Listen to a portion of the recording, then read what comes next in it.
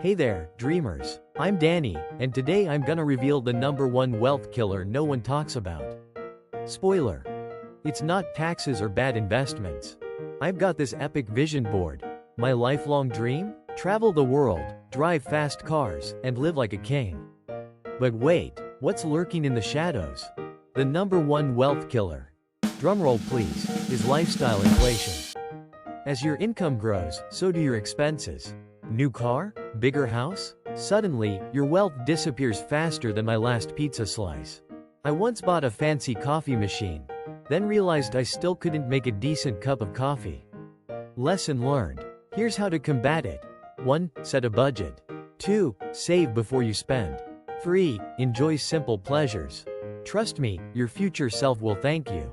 So remember, don't let lifestyle inflation deflate your dreams. Like and subscribe for more tips. Now, who's ready for that pizza? If you want to learn more about financial independence, don't forget to like and subscribe.